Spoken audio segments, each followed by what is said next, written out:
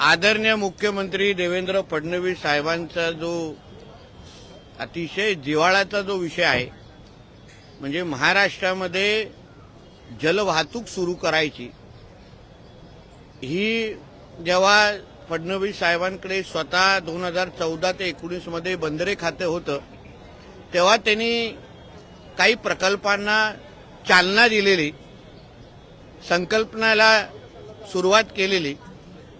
आता त्याच्यातलीच एक संकल्पना म्हणजे मुंबई आणि कोकणाला जलवाहतुकीच्या माध्यमातून जोडणं, रोरो सर्व्हिस सुरू करणं.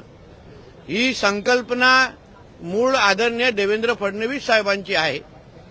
आणि आता या महायुती सरकारचं नेतृत्व करत असताना परत एकदा तिसऱ्यांदा मुख्यमंत्री झाल्यानंतर या त्यांच्या संकल्पनेला खऱ्या अर्थाने सुरुवात येणाऱ्या 1 मार्चला आपण भाऊचे धक्का ते विजयदुर्ग असा पहिला टप्पा मुंबई आणि कोकणाला जोडण्याच्या दृष्टिकोनातून आपण सुरू करतोय.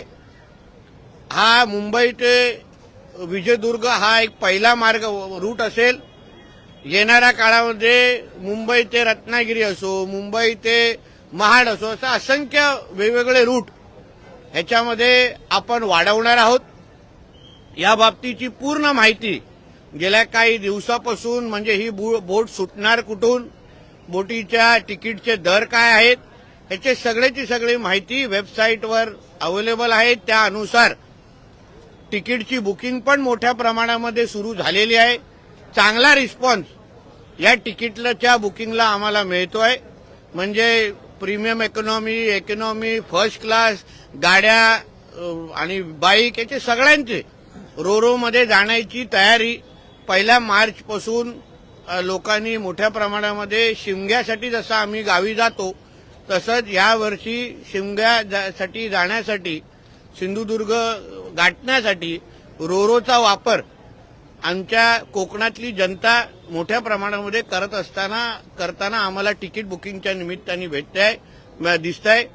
अशाच पद्धतीचे प्रयत्न भविष्यामध्ये पण रोरोच्या माध्यमातून मुंबई आणि कोकणाला जोडण्याचं, किंबहुना मुंबई किंवा महाराष्ट्र अन्य राज्यांबरोबर जोडणं, मुंबईला अन्य जिल्ह्यांबरोबर जोडण्याचं काम आणि पर्यटन, रोजगार आणि कृषी क्षेत्राला चालना देण्याचं काम या जलवाहतुकीच्या माध्यमातून होईल, असं आवर्जून या निमित्ताने नमूद करतो. सर, ही जी बोट आहे ती 12 महिने नवं आयाम आहे, त्याचा कोकणातील लोकांना कशा प्रकारे काय वाहतुकीचे हे जे नवं आयाम आहे त्याचा कोकणात कसा फायदा होतो? बघा, एक तर पर्यटनाच्या दृष्टिकोनातून कोकणाला जाण्यासाठी आपण जेव्हा 4.5-5 तासात कोकणात जाऊ शकू, तो मोठ्या प्रमाणामध्ये आपला वेळ वाचेल.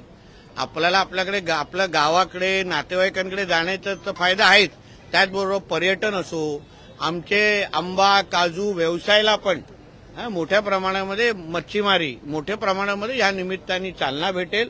म्हणून मी बोललो की पर्यटन आणि रोजगार या दोन्ही विषयाला ह्या निमित्ताने मोठ्या प्रमाणामध्ये प्रोत्साहन भेटेल. वर्सोवा जेट्टी संदर्भात जाऊ शकते अशी आहे. पावसाळ्यामध्ये पण ही बोट जाऊ. सुरक्षतेची सगळी काळजी घेऊन, एक तुम्ही लक्षात घ्या, एवढ्या वेळ आम्हाला का लागला, काही 2-3दा तुम्हाला बातम्या द्यायला लागलं, काही रोरो बंद अवस्थेत, अशा काही बातम्या आम्ही ऐकल्या. पण आम्ही काय काळजी घेतली की प्रत्येक सुरक्षेच्या दृष्टिकोनातून परवानगी मिळाल्यानंतरच आम्ही काही ट्रायल रन केलं आणि त्यानंतर आम्ही ह्या पद्धतीचे रोरो सर्व्हिस सुरू करतोय. आताही जेव्हा तुम्ही 1 मार्चपासून प्रवासी तिथे जायला सुरुवात करतील, तेव्हाही काही डॉक्टर आपण बोटीवर पण उपलब्ध करून देतोय. काही लोकांना ते समुद्राचा प्रवासाचा त्रास असतो, जसं गाडीमध्ये काही आपल्याला त्रास होतो, सी सिकनेस त्याला म्हणतात, त्या गोष्टीचा त्रास होऊ शकतो. म्हणून त्याचीही काळजी आम्ही आमच्या माध्यमातून घेतलेली आहे.